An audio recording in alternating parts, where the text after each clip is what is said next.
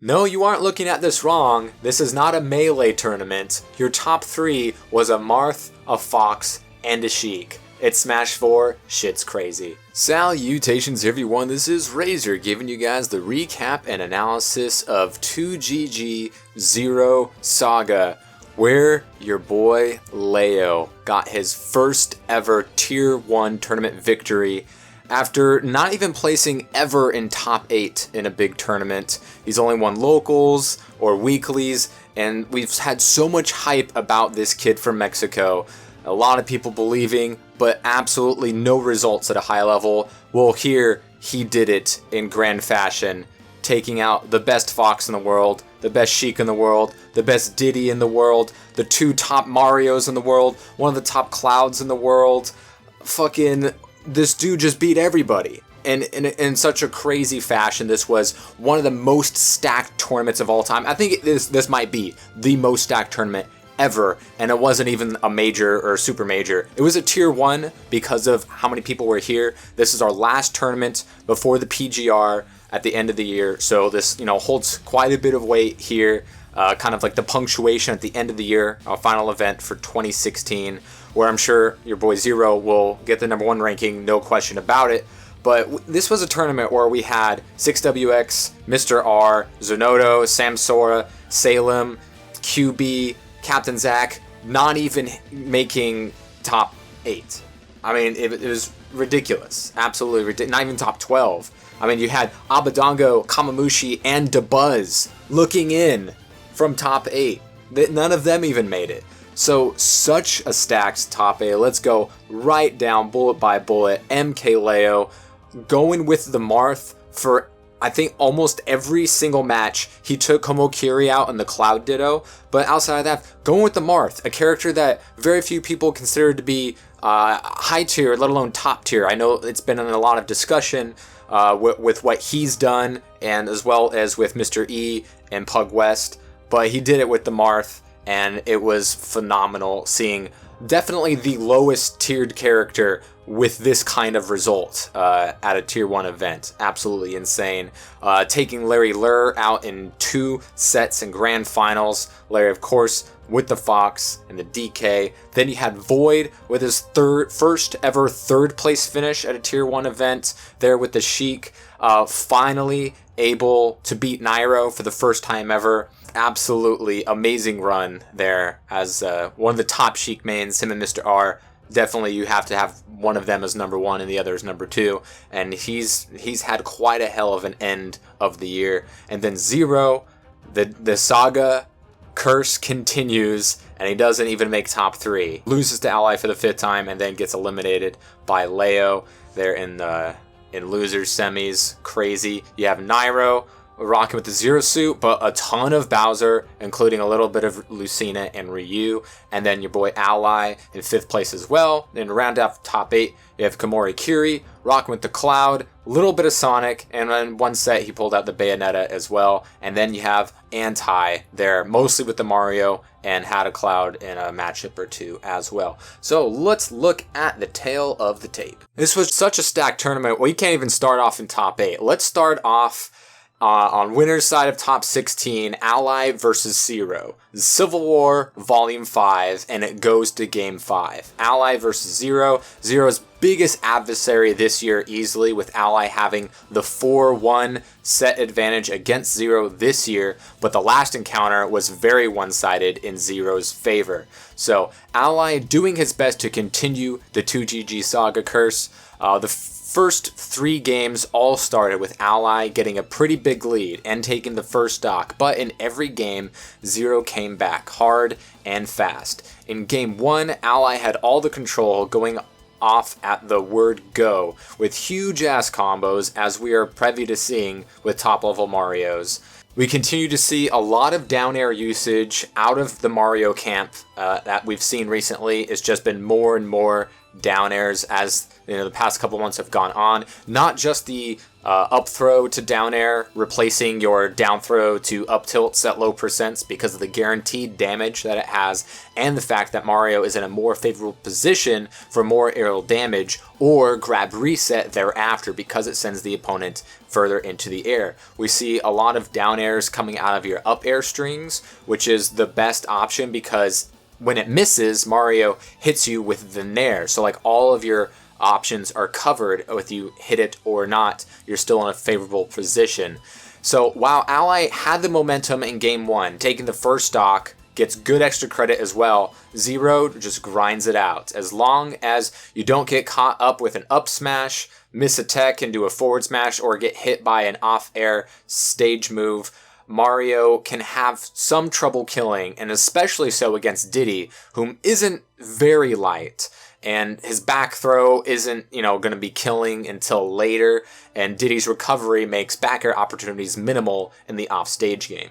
So Zero takes game 1, and Ally goes off on the first stock again in game 2 at an even earlier percent, but Zero minimalizes the extra credit that time, and Ally can't seem to get back in on the second stock. Zero walling him out, not using the bananas in this matchup. Zero believes that bananaless Diddy is the best answer to Mario, and Ally agrees with that. So we saw zero banana utilization from Zero the entire set.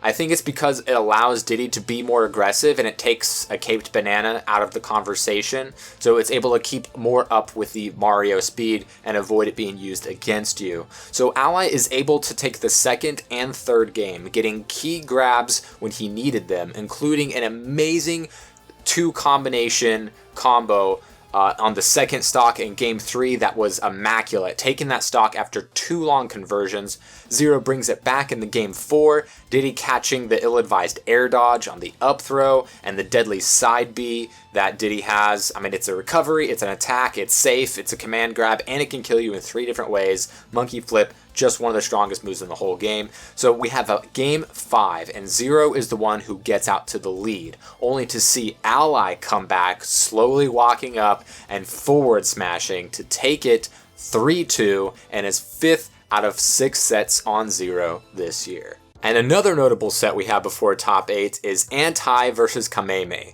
Anti was sent to losers by Nairo, Kameme sent to losers by Fatality. They met for the second time here in tournament. Anti did win in a 3-stock set in France a while ago. And we know that Ally's Mario has beaten Kameme each time they've met as well, so we know Mario does better than some others in this matchup against the super fighting robot from Japan. Game 1 was a very even back and forth. A lot of back airs coming out of both players, a fair bit of trading, and Kameme, after taking the first stock, had a good lead on the second stock as well, but Anti places the perfect up smash at the minimal percent to steal game 1 away from him. Game 2, Anti did a really good job at managing Kameme's movement, didn't let the Metal Blade work for him, and then took out Mega Man's double jump with the quickest of flash floods to take the first stock. But Kameme comes back this time, landing the back air at the ledge, taking the percentage lead, then trumps into back air for the Game 2 win. Game 3, Anti continues to do a really good job at finding those tiny openings and capitalizing with aerials and tilts, caping pellets, but Kameme found Jumpman without a jump and gave him a taste of the old hard knuckle. Anti brings it back, stays on top of Kameme, wouldn't let the pellet stop him, found his openings, and once he got him in the air, Kameme just couldn't land, and Mario's up air seals the deal. Game 4, Kameme brings out the Yoshi again that we saw him take against Ally in CEO Grand Finals, which was to no avail. But against Anti, the Yoshi was sharp, he was outranging Mario, walling him out with feet and tails. Mario can't combo Yoshi as much as other characters because of the Yoshi movement in the air. 2 jabs into up smash, and Kameme takes game 4 with an absolutely dominating performance coming out of the Yoshi. Game 5 situation, Kameme decides to go back to Mega Man, which I think was the right call, because that prevents Anti, the counter pick king, from counter picking the Yoshi. maybe with the Cloud, maybe with the ZSS, but it plays better in Kameme's favor, just playing the right hand here, but then it's all about execution. Anti seals the first stock on game 5 with an up smash, and then proceeds to just refuse to die, living much into the 200s before losing that stock, and after getting tons of extra credit merely by surviving, it puts the timeout into question. And that's exactly the best situation that Anti had going for him, so he takes game 5. So then we have Zero versus Komori Kiri. Komori Kiri elects to go with Bayonetta here. Many speculating that the Sonic was going to come out, but I think based off of the last time he did that, and with the recent success Salem has had against Zero, Komori Kiri elected to go with what looks like the better matchup at this point in time against Zero's Diddy. Zero of course knows exactly how he should play against Bayonetta. As long as he doesn't get witch timed, he should do pretty well.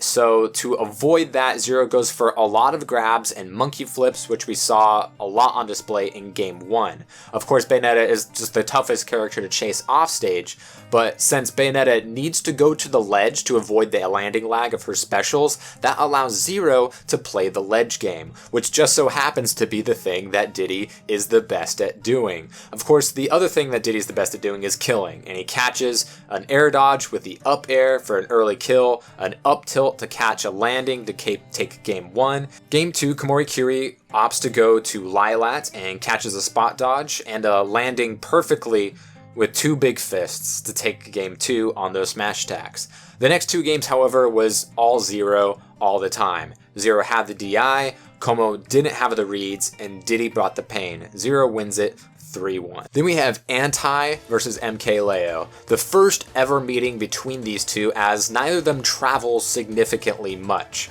But game 1, no surprise, Mario versus Marth. Feeling each other out, seeing what happens and who dictates the pacing. A lot of people saying that this could be a counterpick war because the many characters that both Anti and Leo have. Both players went very aggressively to start off. Not that many adjustments throughout the set, which was not great for Anti here in just this 3-0 drubbing. Leo simply switched up approaches, but kept coming at Anti, and Anti really didn't have an answer. Mario couldn't get in for a lot of damage, nor could he escape Marth's many options, while Marth could escape Mario with the disjoint, the dolphin slash, and the grabs. Leo wins it 3-0. Then we have Larry Lurr versus Ally. Fox versus Mario, they're 3-3 this year, so here's the deciding factor before the final PGR stats. Larry got off to a great start by covering Ally's counterattack. He hit him with the up tilts and the aerial combos and reading Ally's Nair to break the combo that he power shields and then reinitiates with another grab or starts up with up tilts again. At the ledge, both these characters have the tools to be quite volatile against one another. Larry doesn't want to have the Firefox from below because Ally can just dash attack the ledge or drop down and cape. And Ally doesn't want to get aerialed just off the stage because Larry can then fair footstool or force Ally to up special early and then punish with the up smash, which is exactly what Larry did. After Larry takes the first 2 games, it's game 3, and it's a quick SD and a dunk to put Ally on the board. Just way too quick for anything to develop, especially at that quick SD. Game 4, Larry counterpicks to Dreamland, where Fox can up air, and how about more up airs? Larry takes the first stock. Ally, however, comes right back, which is crucial the way things are going, getting the jab reset to forward smash. Larry then closes it out by making really swift movements, spacing out the back airs and making the small percentage lead into a big one, and takes the set over Ally 3-1. Next up, we have Void versus his demon, Nairo, whom he has yet to beat in their 5 encounters this year. However, the last match was last game, last stock, last hit, anime death. We all saw it. Game 1 went back to the same formula, Void starting off with great combos and an early kill, only to see Nairo take Void's stock with a boost kick at a quick 67%. But Void doesn't let it get to him, and he continues to punish game and Nairo's small openings and takes the first game in style. Game 2, Nairo does go to Lucina to interrupt Void's approach, and it pays off, kind of being random, and random is absolutely the hardest thing to read. It can be terrible, or it can really pay off, and Nairo put it all on Lucina, getting those dolphin slashes off stage to stage spike Void, but you can't tech those every single time, and eventually Void does fall and Nairo ties it up. Void takes it to Duck Hunt and finishes off the Lucina without her double jump. Game 4, Nairo brings out the Bowser again, looking for that Koopa King magic, but Nairo only gets a total of 4 grabs that game, making it known that Bowser isn't a counter pick to every character. Void was taking it to Nairo's Bowser, getting so many grabs, realized Bowser's options, and kept tacking on damage. However, on the other side of that, Void can't kill very well with Sheik, and Rage Bowser is a scary thing, no matter how light you are, and Sheik is very light. Nairo, however, can't get enough grabs, and Void kept up the pressure, taking Bowser out of the equation and Nairo out of the tournament. And then we have Ally versus MKLeo. Now here Leo has the best Mario in the world to go up against, but he had practiced after taking out Anti, but best be assured that Ally was watching that match and getting information as well. Apparently, it was enough information and with some good stuff because Ally takes it to him on game 1 with a real quick 2-stock. Caught him off the ledge with the back air and a flood to drown out Marth's far cry of coming back. Ally definitely saw against Anti that Leo was shielding too much and was able to punish where Anti didn't, mixing up the raw bears and empty hop grabs. But after game 1, that was enough info that Leo needed to complete the download on this Mario. Leo made great use of Nair and mixing up what he did afterward, making it really difficult for Ally to react accordingly. He baited out a few attacks from Ally and was always applying pressure and damage. There was never really a down moment for Leo. After game 1, he seemed to always have the momentum and instigated the vast majority of the time out of neutral. A lot of great work with the up tilt, jab into up tilt, or forward tilt at the ledge, couple of shield breaks converted into kills, and Leo wins it 3-1. Then we have Nairo versus Zero once again. Nairo out the gate starts with the Bowser, and we know that the Zero suit hasn't had much luck against Diddy since that one time where Nairo came out on top. Game 1, Nairo almost brought it back due to the fact that he was able to grab Banana and convert each time, but Bowser isn't all that tall of an order for Zero, no matter who is playing him. Diddy can just forward air him twice off stage, and then jump off in back air, or if he's far enough, spike the rolling fortress with the down air. Games 2 and 3 weren't as close, playing very much as a comfortable matchup for Zero, and steamrolls Nairo 3-0. And then here we have in winners finals, Larry Lurr versus Void. 18 and 18 on the year between these two. So who wins the year battle in this ultimate rubber match of these two equal players meeting at their furthest points in a tier 1 tournament thus far? To get here, Void had to beat Nairo for the first time and Larry had to beat Abadongo for the first time. Game 1, Larry gets to work on Battlefield, getting Void at the ledge and cleaning up at the ledge with smash attacks, making quick work of Void. Game 2, Void elects to go to FD, so Larry counters with DK. Void, of course, has done a lot of work on this matchup for Larry, and Larry couldn't really do anything on that so-called counter pick. Maybe an ill-advised counter pick, maybe smart for the situation, but it just didn't pan out, I don't know. Then they trade Battlefield games. Void was absolutely chasing Larry all around the stage, and then Larry, getting a 0 to death from the start of Game 4, finishes a clean 2-stock for the inevitable Game 5 here in their 37th match on the year on Duck Hunt, where Larry Lurr takes Game 5 and set 37. Void was displaying all the tech, the lack of fear on the attack on Larry, but the Fox kept Sheik in bad situations and landed those aerials, sending Void to losers. And then we have MKLeo versus Zero. Now having to deal with his second demon, Zero already had to deal with a Mario that sent him to losers, and now he has to face a Marth. While he's never lost to Leo before, many people say Leo is the best Marth. Leo did a great job at avoiding Zero's attacks on many occasions, air dodging past Zero's fair and tipper back airing him for his trouble, getting kills twice on the back air in the first 2 games. Leo would poke and Zero would then approach, only to be punished with fairs and step back pivot dancing blades. Zero didn't have opportunities to set up at the ledge and Leo kept his approach at bay. Leo didn't rely on juggles, he didn't get a bunch of tippered fairs off stage, you just can't do that very often against the Diddy Kong. He simply just won the neutral battle, applying the shield pressure, standing his ground, not attacking, but surrounding himself in a sword bubble with a dangerous tipper surrounding it.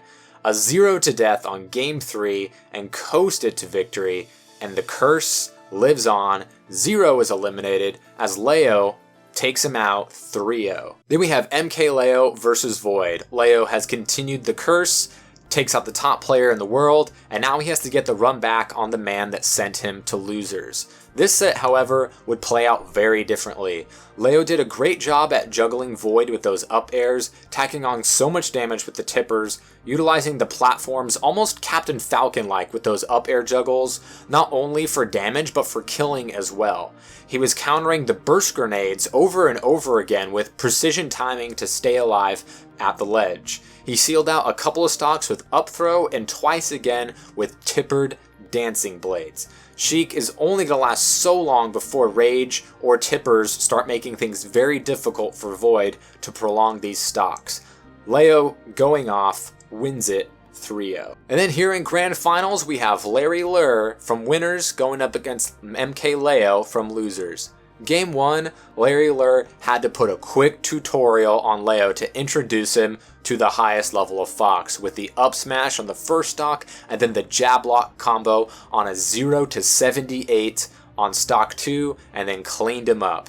Unfazed, Leo had the answer. Leo always kept Larry guessing on how he was going to finish the combos. The sheer use of Dancing Blade was done to such a great effect as an out of shield punish, catching landings, to get Fox off stage, and even to kill.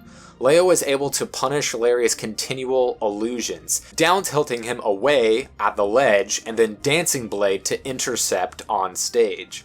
Leo was utilizing almost all of Marth's repertoire to full effect.